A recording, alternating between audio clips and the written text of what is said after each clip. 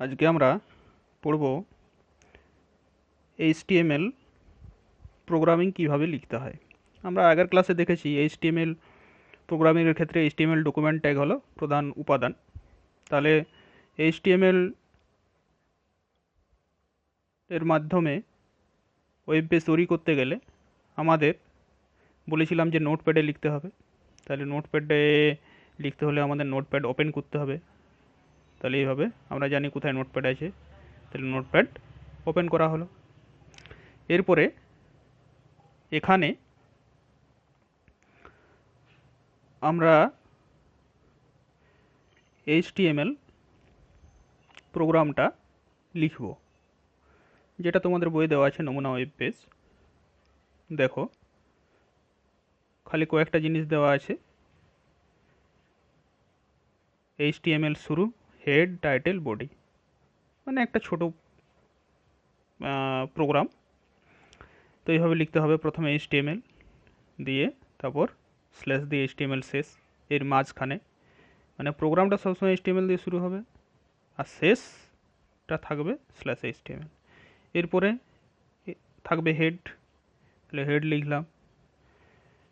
তাহলে হেড লিখলে হেডটা শেষ করতে হবে, তাহলে স্ল্যাশ দিয়ে হেডটা শেষ করলাম। ঠিক আছে।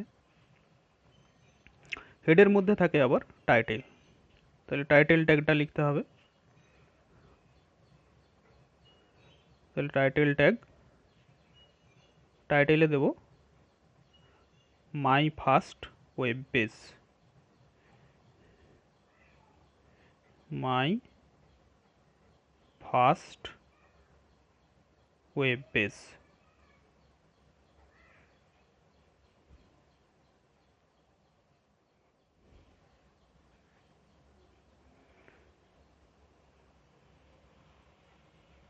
ব্যাস, এবার টাইটেলটা শেষ করে দেবো।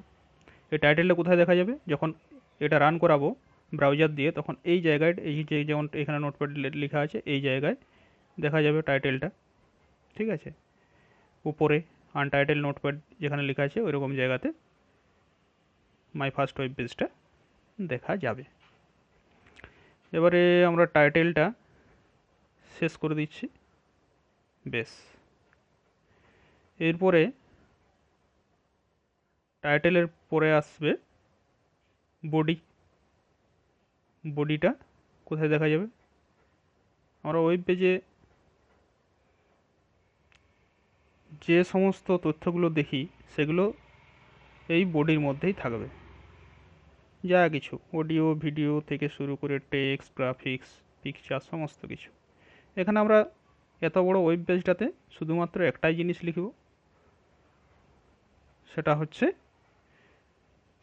Introduction to computer system. তাহলে এখানে বডি শুরু হয়েছিল, বডি শেষ হলো। ঠিক আছে, এবারে এই জায়গায় যত যা ইনফরমেশান আমি বললাম, অডিও ভিডিও এভরিথিং যাই হোক, টেক্সট, গ্রাফিক্স, সমস্ত কিছু এই জায়গায় আমাদের লিখতে হবে, এবং সেটা এইচটিএমএল প্রোগ্রামিং বা এই এইচটিএমএল ল্যাঙ্গুয়েজের নিয়ম মেনে। তাহলে আমরা লিখব, এখানে শুধু একটাই লাইন লেখা থাকবে, introduction to computer system, introduction to computer system. ঠিক আছে, এটাকে এখানেও লেখা যেতে পারে এই জায়গাতে। ঠিক আছে, তাহলে এটা মাঝখানে লিখলেও হবে, ওখানে তুলে দিলাম, অসুবিধা নেই, একই ব্যাপার হবে। হুম,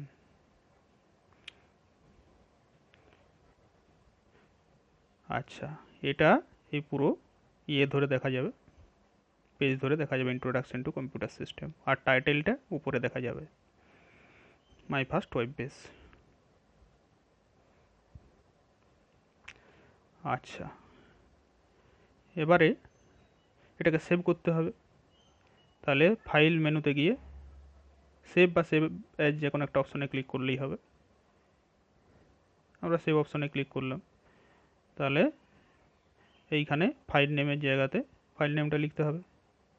আমরা দিলাম file name my first web page. My first web page, ঠিক আছে। দিয়ে কিন্তু ডট এইচটিএমএল দিতে হবে, ডট এইচটিএম বা এইচটিএমএল, আমরা এইচটিএমএল লিখলাম, এটা অবশ্যই দিতে হবে, না কিন্তু ফাইলটা এইচটিএমএল হবে না। সেভ করব, এবার সেভ বাটনে ক্লিক করে, ঠিক আছে। আমরা যে ডেস্কটপে বা যে কোনো জায়গাতে সেভ করতে পারি, আমরা ডেস্কটপে সেভ করলাম সুবিধার জন্য, ঠিক আছে। তাহলে সেভ হয়ে গেল, উপরে দেখো মাই ফার্স্ট ওয়েব পেজ নামে সেভ হয়েছে, ঠিক আছে। দিয়ে এবার এটাকে ক্লোজ করে দিলাম।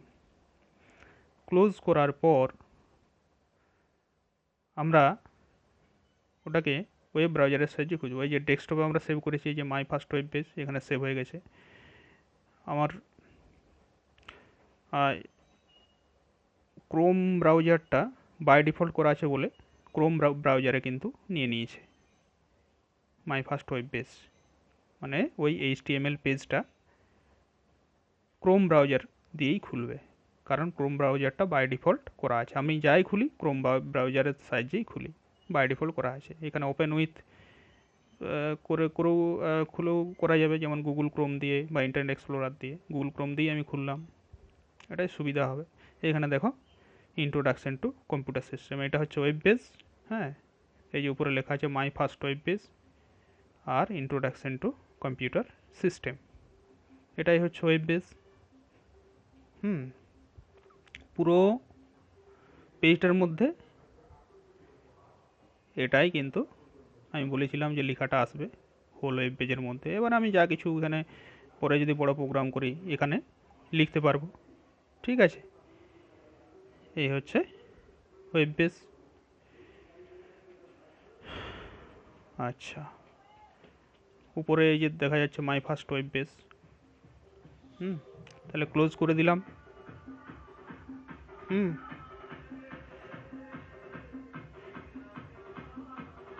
আচ্ছা,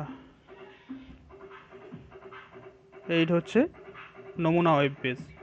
এটা ওপেন উইথ করে আমি আরেকবার দেখিয়ে দিচ্ছি, গুগল ক্রোম, ইন্টারনেট এক্সপ্লোরার, নোটপ্যাডে খোলা যেতে পারে, ঠিক আছে। যদি কোনো সমস্যা থাকে, যদি কোনো সমস্যা থাকে তাহলে এটা রাইট ক্লিক করে নোটপ্যাড দিয়ে খুলে আপডেট করতে হবে। রাইট ক্লিক করে খুলে, রাইট ক্লিক দিয়ে খুলে আপডেট করতে হবে।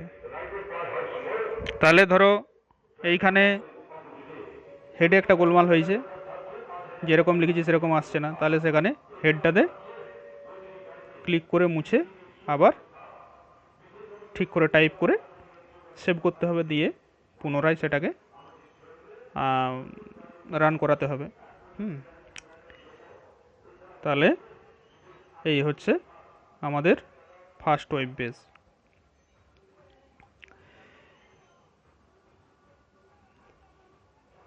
তোমরা এটা প্রত্যেকেই চেষ্টা করবে, এটা খুব সোজা লেখা। এটা ইন্টারনেট এক্সপ্লোরারের সাহায্যেও খোলা যাবে, তোমার যা ওয়েব ব্রাউজার থাকবে সেই ওয়েব ব্রাউজারের সাহায্যেই খোলা যাবে, হ্যাঁ। এবারে যদি তুমি অন্য ডেস্কটপ ছাড়া অন্য কোথাও সেভ করো তাহলে এইভাবে খুলতে হবে। আমরা ডেস্কটপে সেভ করেছি, তাহলে ডেস্কটপে এই যে আছে, ডেস্কটপে ক্লিক করলে ওয়েব পেজটা খুলে যাবে।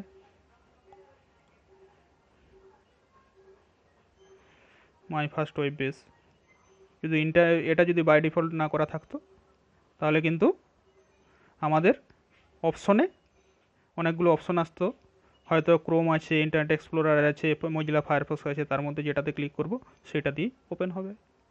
ফাইলটা ক্লিক করে তারপর ওই অপশনে ক্লিক করে দিলেই সেই ব্রাউজার দিয়ে এই ওয়েব পেজটা খোলা যাবে। অনেকগুলো ব্রাউজার আছে, যে কোনো ব্রাউজার আমি চুজ করে ফাইলটাকে অ্যাটাচ করতে পারি।